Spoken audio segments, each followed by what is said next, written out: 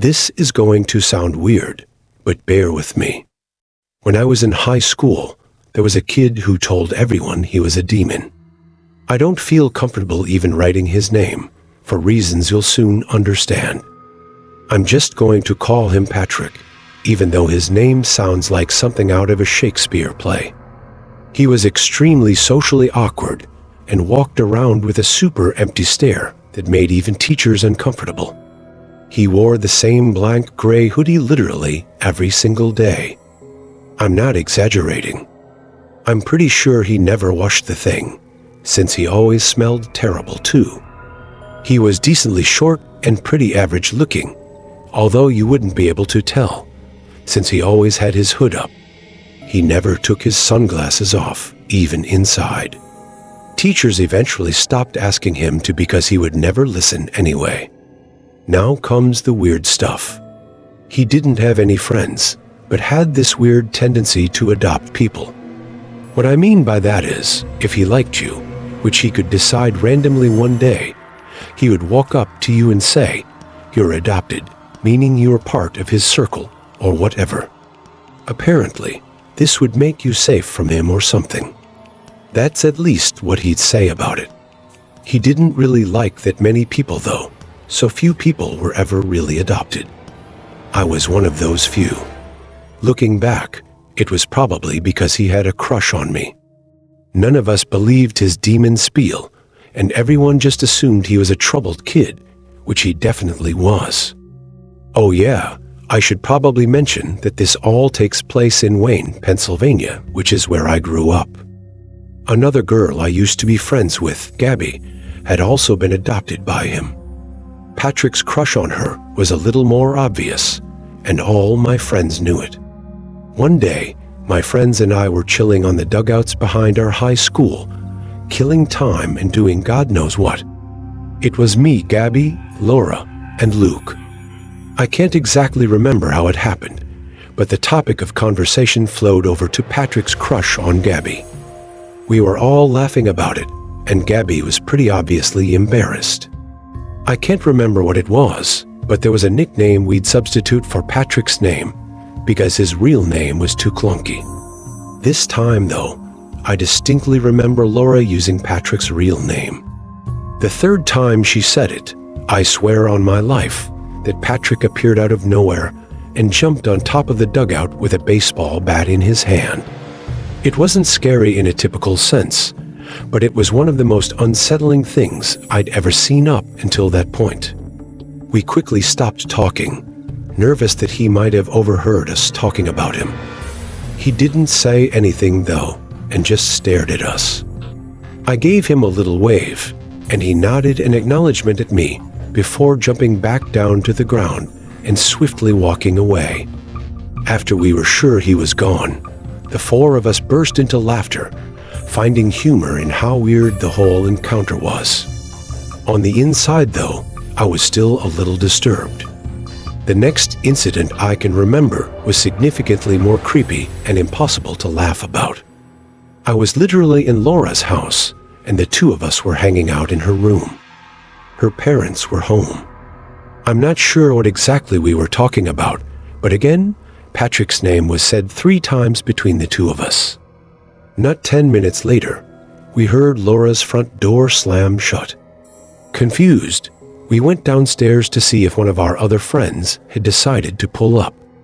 Laura was friends with everyone, and her parents were super chill, so people came and went unannounced when it came to her house. Laura's mom had beaten us to the door, though.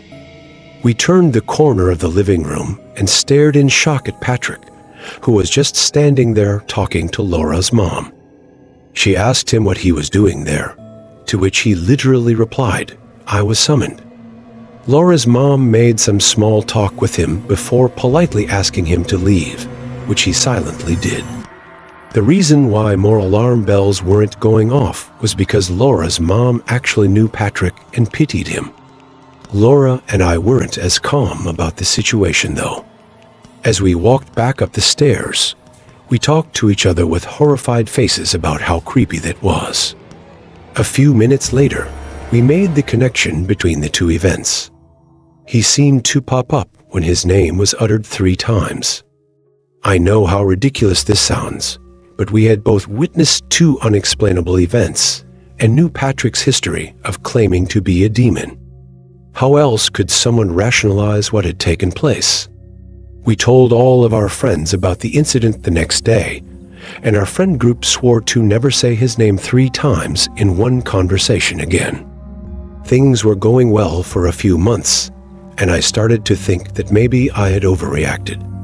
That is, until one day when my same group of friends were hanging out at my other friend Johnny's house. We were chilling on his back deck when the topic of conversation again found itself concerning Patrick.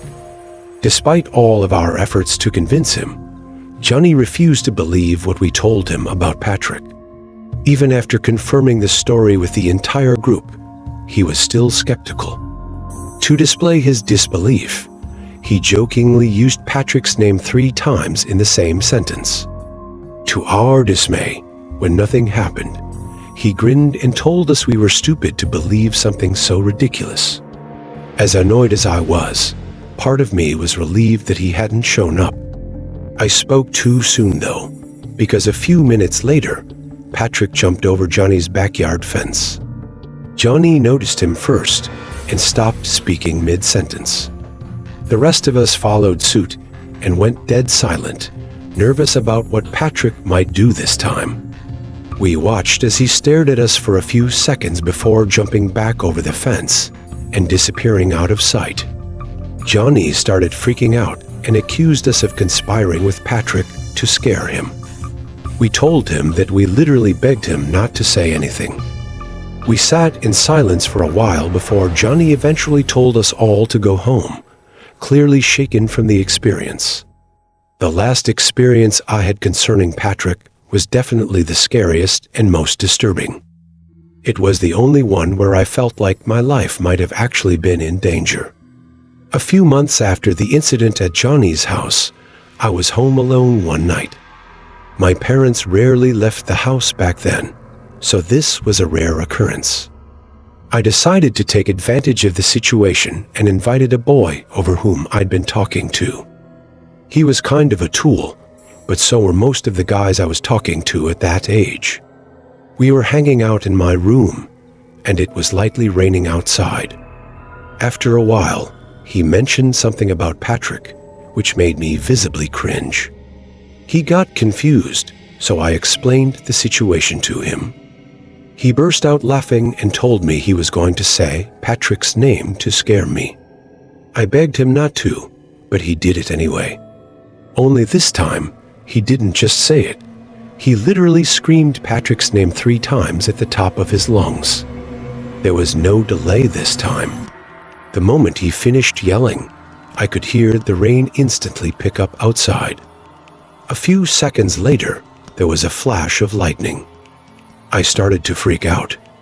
The guy I was with actually seemed sorry and told me it was probably just an extremely unlikely coincidence. I cursed him out and ran to my window to look at the storm.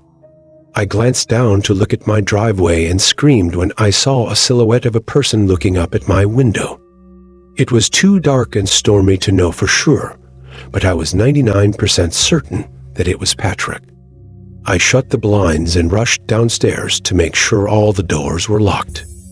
After locking the back door, I saw that person again. Only this time, he was standing motionlessly in my front yard. I felt a panic attack coming on, and I knew Patrick was going to find a way inside my house. I started screaming, but I'm adopted. Over and over again, hoping that would do something. I know there was no way he'd have been able to hear me, but my brain was all over the place at that point. The guy I was with ran down the stairs a few seconds later and picked me up off the kitchen floor in an attempt to comfort me. I looked out the window again, and he was gone. The storm was still coming down like crazy though, but it's not like I was going to search the property anyway. The next morning, after that guy had left, I went out to inspect my yard. To my horror, I found something sinister in the far corner of my backyard. It was Patrick's hoodie, and wrapped inside of it were a couple random belongings of mine that I assumed I lost. My parents were gone another day, and I was too scared to call the police. I figured I'd show my parents what I had found after school the next day, and they'd take it from there. I never had to, though. The next day, Patrick didn't show up to school. He didn't show up the day after that either. None of us ever saw him again, and no one knew what happened to him. My parents still live in the same house, which is something I think about a lot. I know this isn't your typical scary story, but I'm not sure where else to vent about this. A few people from school told me they caught Patrick hiding and eavesdropping on their conversations, which could explain how he was able to show up out of nowhere. As I've grown older and thought back on the whole thing, I think what makes the most sense is Patrick was just a mentally ill stalker who followed me and possibly other girls around, hence why he was always able to appear when his name was brought up. It freaks me out just imagining him following me around all over the place, listening to me. I don't even want to wonder where he is today. Music. I'm from Denver. This happened a few years ago. My friend Mike and I were heading to a dinner party one snowy Saturday evening. We decided to stop at a liquor store before heading to the party. It was honestly a pretty annoying detour with the snow coming down, but we didn't want to show up completely empty-handed. We picked out some local craft beers and a bottle of whiskey and made our way back to the car. I remember the snow started to pick up around then, but it was nothing we weren't used to. He ran back into the liquor store to grab a pack of Zins, his latest nicotine fixation. I remember being annoyed about that because I was the one driving and didn't have the best car for the snow at the time. After a few minutes, he emerged from the liquor store and hopped in the car. I immediately pulled out of the parking lot, and we were back on our way. The snow was falling even heavier now, covering the roads in a thick blanket of white. The drive to the party was supposed to be straightforward, about 20 to 30 minutes through familiar suburban neighborhoods. Things in my life are never as easy as they seem, though. The snowstorm had other plans, turning what was supposed to be a relaxing route into a treacherous journey. Let me just say, I'm not a great driver as is, and the car slipping every 10 seconds didn't help matters.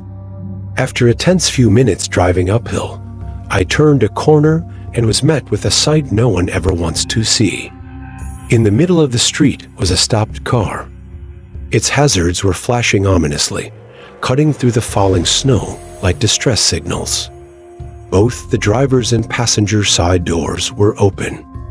I was tempted to just drive around it and continue on my merry way, but Mike instructed me to stop. Judge me if you want, but I'm not your typical Good Samaritan. I've been through way too much BS in my life that has ultimately resulted in a distrust in strangers I typically default to. I told him we were late, but he urged me to stop with a concerned voice. Mike had gotten me into trouble before with his childlike curiosity, but this was different. Someone could be in trouble. Reluctantly, I stopped the car, and the two of us sat in motionless silence for a few seconds. Mike asked if we should check it out, which I told him was what we were doing. He rolled his eyes and told me watching the car through the windshield wasn't going to accomplish anything. He was kind of right. I really didn't want to get out of the car, though, nervous about the situation. I asked him if he'd just wait a few more minutes, which he reluctantly agreed to. We sat there watching the eerie blinking of the hazards against what was otherwise a beautiful, snowy backdrop. Nothing happened, which I was kind of surprised by. Eventually, Mike said he had had enough and was going to investigate. Before I could stop him, he stepped out of the car. I watched with a rising sense of apprehension as he approached the vehicle. As he was doing so, I could have sworn I saw something dark move out of the corner of my eye. It might have been my worried mind playing tricks on me, but this situation was seeming worse and worse to me every second that passed. Not even 10 seconds later, I thought I saw the car jolt a little, like something had moved in the trunk or back seat. Again, maybe my mind was playing tricks on me, but I didn't care. I made a quick decision and slammed on the horn, startling Mike, who had been inspecting the inside of the vehicle. He understood what I was communicating and sprinted back to the car. I drove off immediately and told him my suspicion that the whole thing was a trap. He was pretty annoyed when I told him I didn't have any actual proof, but I responded in a firm voice that I wasn't going to risk my life for someone who could easily call for help. The rest of the drive was pretty tense, to be completely honest. He was the type of guy to hold a grudge longer than most. We arrived at the dinner party, and things were finally normal again. We were there for several hours, and Mike and I had all but forgotten what happened earlier. After a nice dinner and an enjoyable time catching up with old friends, our host turned on the TV to give some departing guests an update on the snowstorm. He flicked over to the local news, and what I saw was actually horrifying.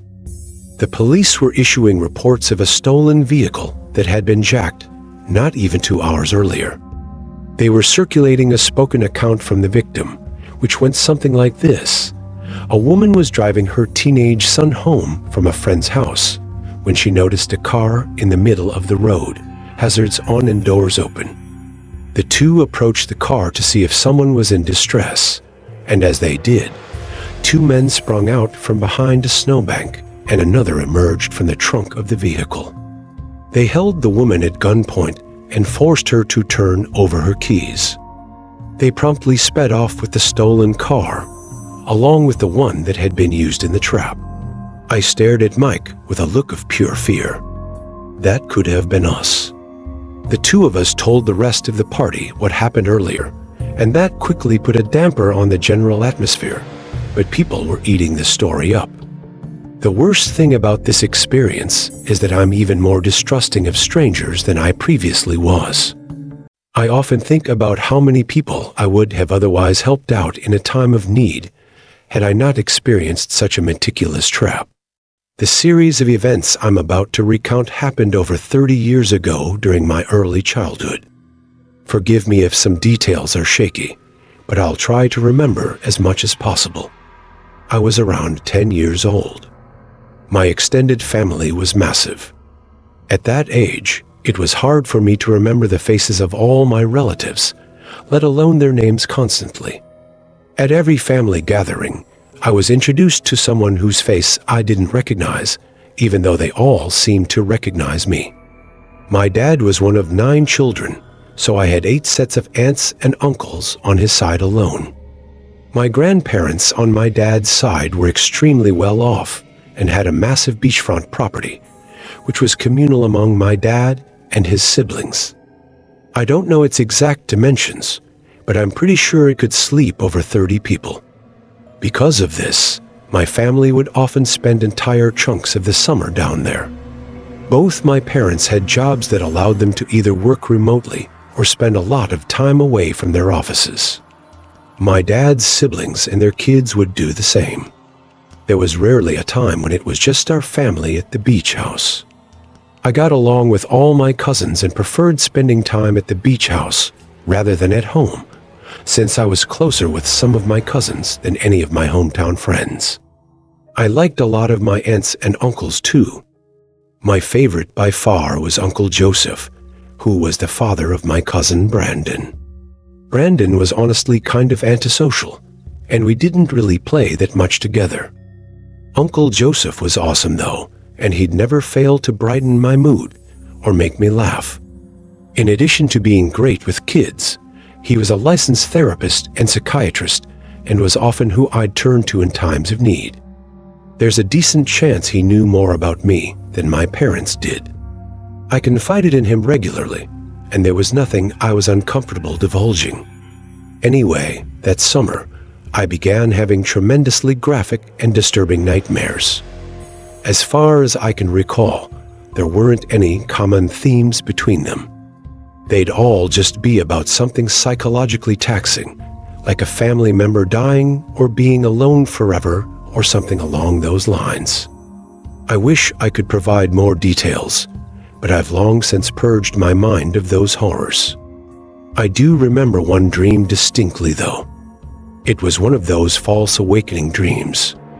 I woke up and went downstairs to meet my parents for breakfast, like I do on a typical morning. When I got downstairs, though, they weren't in the kitchen, and there was no food on the dining room table. I ran back upstairs and barged into my parents' and then siblings' rooms, but no one was there. The rest of the dream was basically me crying on my bedroom floor, wondering why everyone had abandoned me.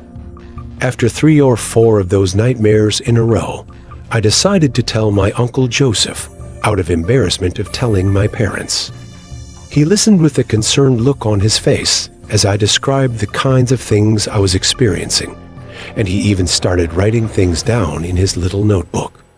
He instructed me to do some meaningful internal self-reflection, as something was clawing at my subconscious. What kind of self-reflection was I supposed to do, though? I was 10 years old. He told me he'd mull things over, and that I should come back to him if the problem persisted. Of course, it did.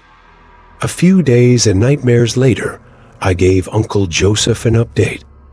He told me he'd been thinking about the situation, and that he had figured out what was going on in my brain. He said that, even though I didn't think it, I was deeply frustrated with my parents and was harboring some unresolved resentment towards them. I was more confused than I've ever been.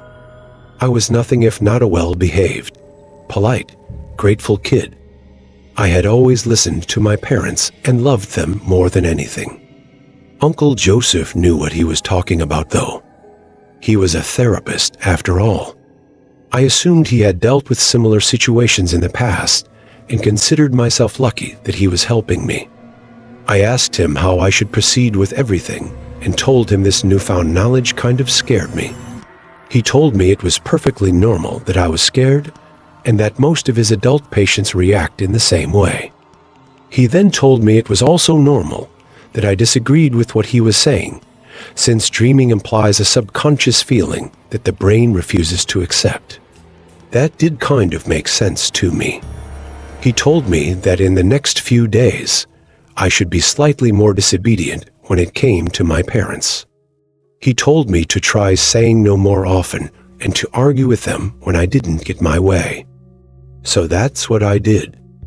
For 3 days after talking to him, I behaved so uncharacteristically that my parents got concerned. They told me they didn't like my recent behavior, and I'd better quit it.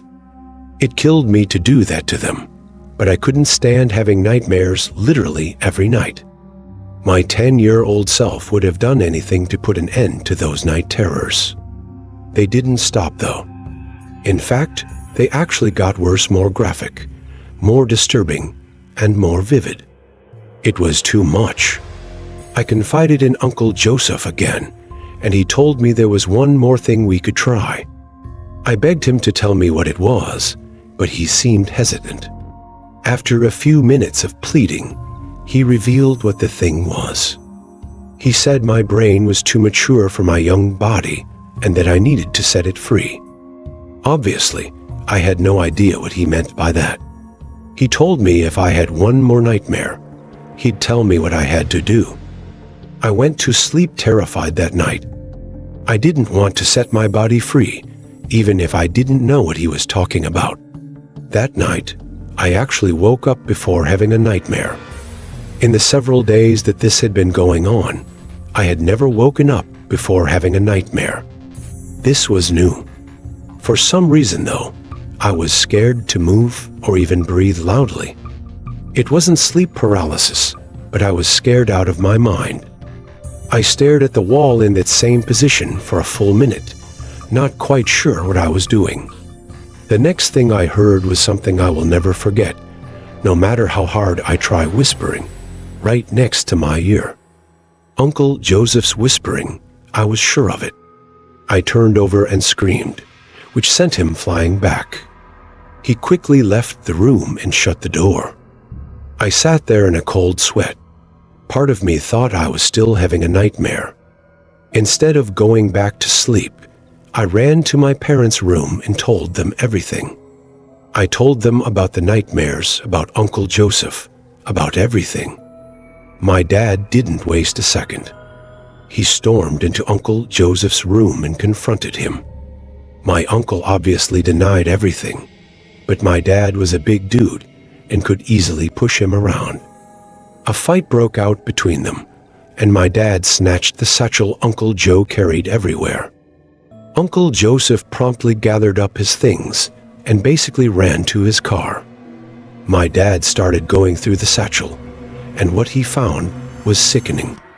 There were pages and pages of dream-related things, both handwritten notes and printed articles. Articles about inducing dreams, specifically nightmares, personal notes about different techniques, previous data, and types of experiments. It was horrific. Uncle Joseph was eventually arrested, as the police found some even more suggestive things on his computer.